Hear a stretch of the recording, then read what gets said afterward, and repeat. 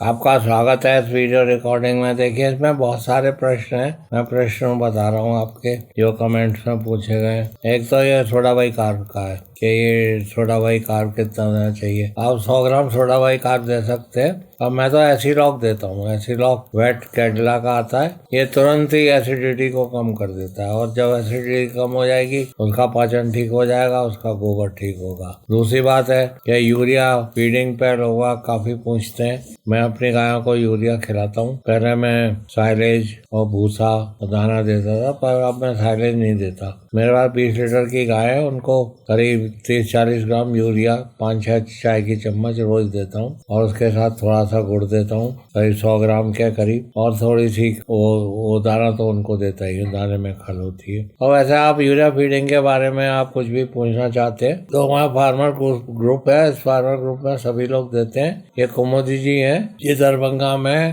इनका telephone number जो है 9005844206। आप इनसे संपर्क करिए, ये खिलाते हैं। हमारे कहने से कोई मतलब नहीं है, जो फार्मर कह रहा है। हमारा फार्मर ग्रुप है, फार्मर ग्रुप में सभी लोग खिलाते हैं। खिलाइए आप।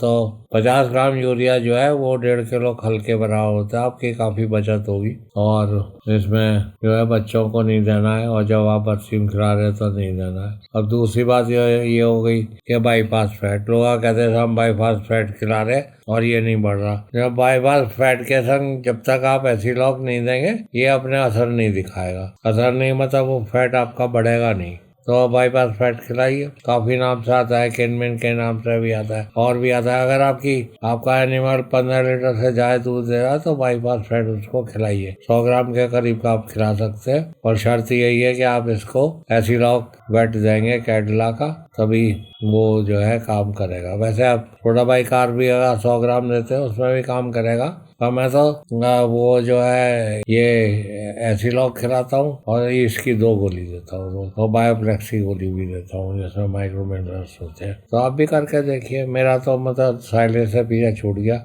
और मेरे पास 3 गायें हैं तो 20-20 लीटर दूध देती हैं। 60 लीटर मेरा दूध हो जाता है। 60-70 लीटर के करीब दूध चलता रहता है। इसके बाद जो है वो जो है काफ रेजिंग का बहुत इम्पोर्टेंस है। पर पहले 2-3 साल में आप काफ रेजिंग मत करिए। अगर आपकी बड़ी डेयरी है, एक आध छोटी डेयरी है तो काफ स्टार्टर ले आइए, उसे खिलाइए। काफ स्टार्टर में ऐसा होता है कि काफ स्टार्टर 50% मक्का, 25% खल और 25% चोकर होता है। Mineral mixture 2%। ऐसे आप बना सकते हैं और आप इसे रख दीजिए। और जब तक बच्चे का वजन जो है 100 किलो न हो जाए तब तक आप उसे कोई फॉडर न दें। पर ये ध्यान रखें कि पानी उसके पास हर समय रहे। तो ये मैंने आपको काफ फीडिंग को बताया। और वैसे ये है कि हमने इस पर किताब भी रख रखी है, वो आप जो है वो यहाँ से प्राप्त कर सकते हैं। 8979990614 से आप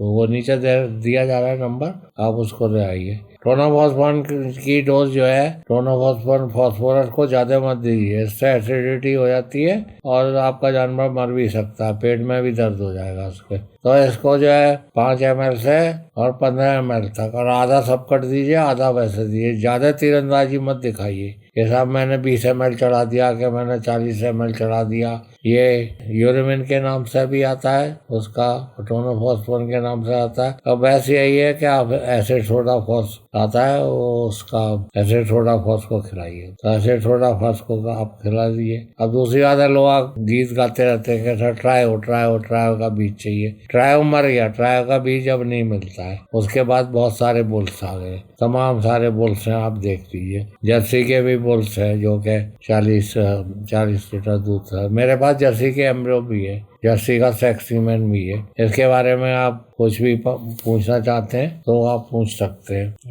जर्सी एम्ब्रो ट्रांसफर और जर्सी के ब्राजीलियन गिरी के सीमेन के बारे में पूछना है, ट्रेनिंग हमारे यहाँ, उनसे पूछ लीजिए कि क्या चार्जेस है और कितने।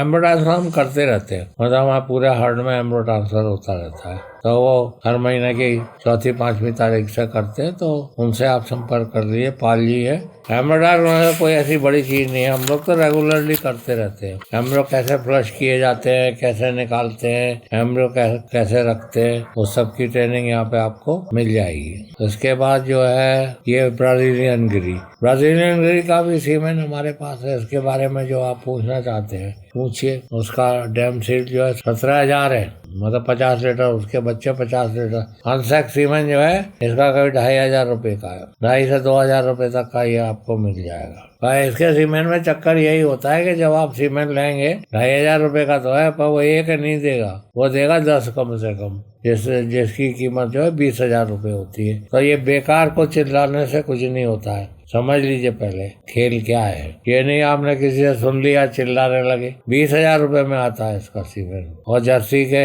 एम्ब्रियो जो है वो 10-10 हजार के है, एक एम्ब्रियो जर्सी का एम्ब्रियो है। फॉलेस्टीन के भी एम्ब्रियो है, जर्सी के भी है, और अभी ब्राजीलियन गिरी के भी एम्ब्रियो आ रहे हैं। एम्ब्रियो में ये होता है कि एम्ब्रियो में जो आप इनको सेक्स एम्ब्रियो है, मतलब फीमेल ही पैदा होगा, इनको आप गायों में भी रख सकते हैं। जैसे सेक्स सीमेंट को आप बच्चियों में वो ज्यादा काम करता है, और सेक्स एम्ब्रियो जो है ये गायों में भी रखे जाते हैं। ठीक है, गायों में आप रख दें, क्योंकि वो तो बीच का इससे कोई मतलब नहीं होता, बना बनाया बच्चा है। तो ये मैंने आपको बताया। दूसरी बात मैं ये बता रहा हूँ, ये मैट्रिसेप वगैरह ये जो तो बच्चेदानी की दवाई जितनी भी होती है ये एक ही दिन रखी जाती है। ऐसा नहीं कि 3 दिन सफैया करा रहे, 3 दिन नहीं होती भाई। 700 रुपए का एक आ रहा, 21,000 रुपए तो उसी के हो गए। फिर कंपाउंडर जी कुछ लेंगे तो मैट्रिसेप तो आप AI के 10 घंटे बाद रख दीजिए, ट्राई ने एक बार। मैंने बता दिया कि उसकी नली वैसी होती है, तो आप शीत को पहले घुसाइए AI शीत को, उसी में सिरिंज लगा के उसमें रख दीजिए, तो मैट्रिसेप हो गया। इसके बाद ये है कि थन में सूजन, तो इसमें मैं तो अशोकारिष्ट देता हूँ, 200 ml अशोकारिष्ट। और अगर आयरन की कमी होती है, आयरन के बहुत सारे टॉनिक आते हैं आयुर्वेदिक के, तो आप वो दे दिए। अशोकारिष्ट बहुत अच्छा काम करता है। अशोकारिष्ट आप 200 ml देंगे, अब कितने दिन देंगे, 2 दिन दे दीजिए, 1-2 दिन दे दीजिए, सूजन निकल जाएगी उससे, अशोकारिष्ट से। इसके बाद लोग वहाँ कहते हैं कि साहब दूध नहीं बढ़ रहा है। दूध जो है गाय का पहले ही 40 से 60 दिन तक बढ़ता है, उसके बाद उसका दूध कम हो जाता है। और इसके लिए ये बड़ा जरूरी है कि मैस्टाइटिस ना हो। इसके लिए यालेंट्रा की ट्यूब रखिए, और आपकी गाय हिंड में आए, इसके लिए आप प्रगमा, वेटमेट, स्ट्यूमरेट हर 10 दिन पे लगाएं, और दाना बढ़ाते जाएं। जब तक दूध बढ़ रहा है रोज, तब तक 1 किलो दूध पे आधा किलो दाना बढ़ाते हैं। जब दूध बढ़ना बंद हो जाए तो वहीं पे उतना ही दाना दे दें। देखिए दाने का ऐसा होता है, दाना जो है गर्मियों में रात में दिया जाता है, दिन में खाती नहीं है गाय। जब 40 डिग्री से ऊपर टेम्परेचर हो जाता है तो वो खाएगी नहीं। वैसे 8-10 किलो दाना अमूमन गाय खा जाती है, पर दिन में नहीं खाएगी वो, जब गर्म ज्यादा रहता है। और दिन में देना भी नहीं चाहिए। रात के 10 बजे के बाद से लेकर सुबह 6 बजे तक दाना देंगे, तब होगा। ये नहीं कि अब मैं इसको दाना कितना दूं, अरे वो खाएगी तभी तो आप दाना देंगे, वो खाएगी ही नहीं। गर्मी में नहीं खाती होगा दाना, और देना भी नहीं चाहिए, पेट फूल जाएगा। उसके बाद अशोकारिष्ट हो गया। उसके बाद इलेक्ट्रिशियन का, जैसे प्रेगनेंसी का किट आ गया है अब, तो प्रेगनेंसी का किट जो है आप जो है ले सकते हैं। प्रेगनेंसी का किट 28 दिन पे प्रेगनेंसी डायग्नोसिस कर सकते हैं। ये मैं उनको बता रहा हूँ, वेटनरी कंपाउंडर है, वो बड़े परेशान रहते हैं कि साहब 3 महीने पे हम पे प्रेगनेंसी डायग्नोसिस पहले नहीं होती। तो आप किट रखिए और उससे कंफर्म कर दीजिए, वो तो पेमेंट करेगा फार्मर जो है। तो ये भी जो है ये अवेलेबल है। इसका नंबर मैंने पहले अपने वीडियो में दे रखा है, आप उस पर संपर्क कर लीजिए, उस पर आपको जान पर। और दूसरी बात रहेगी, आप चारा नहीं खा रही तो आप ऑन फीड दीजिए। र्यूमेंटोन है, एनारॉक्सन है। ये ह्यूमन मूवमेंट कम हो जाते हैं ना, तो ह्यूमन मूवमेंट कम हो गए तो र्यूमिनेशन नहीं होगा तो गाय बैठ जाएगी। तो इसमें ऑन फीड आती है कैटला का, और ये जो है र्यूमेंटास आती है, और एनारॉक्सन है, बोवीरोम है। तो 4 गोली एक बार दे दीजिए, खाने लगे। वैसे तो मैं अपने जानवर को इकोटास देता हूँ। तो मैंने ये आपके प्रश्न के उत्तर दिए। मैं यही बता रहा था कि हमारे यहाँ एम्ब्रियो ट्रांसफर होता रहता है। आप जब देखना चाहते हैं तो आप आके देख लें। उसके लिए मैंने नंबर आपको बता दिया है, उस नंबर पे आप संपर्क कर सकते हैं।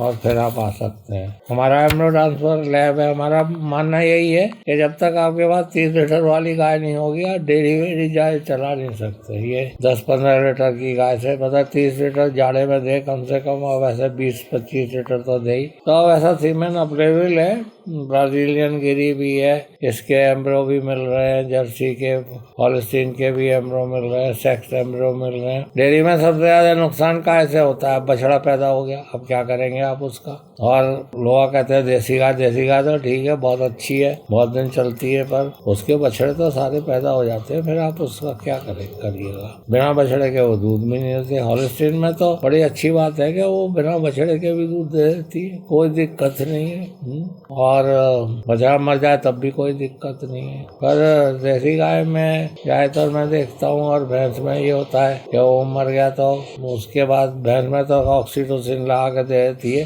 पर गाय में ऐसा नहीं होता। गाय में काफी तमाशे होना शुरू हो जाते हैं। गाय में प्रॉब्लम ये भी है कि वो एक हाथ की हो जाती है, मतलब एक ही आदमी को देगी। तो समस्याएं सब में है, पर उसका समाधान भी है। तो ये ब्राजीलियन गिरी आ गई है, ये करीब 50-50 लीटर देती है, और आप इसका क्रॉस अगर उससे कर देंगे हॉलिस्टीन से तो आपको ग्रीनलैंड मिल जाएगा। तो ब्रीड का कोई चक्कर नहीं है। अब तो ये है कि जिनोमिक है या नहीं, मतलब वो 30 लीटर 40 लीटर 50 लीटर दूध दे रही है या 5 लीटर दूध दे रही है। ठीक है। तो इकोनॉमिक्स जो है वो 20 लीटर के ऊपर ही आती है, उससे नीचे पे इकोनॉमिक्स। अभी मैं बिहार में बात कर रहा था, वो बता रहा था आदमी एक के साथ मेरे पास 3-4 गाय है और सब 50 लीटर दूध देती है।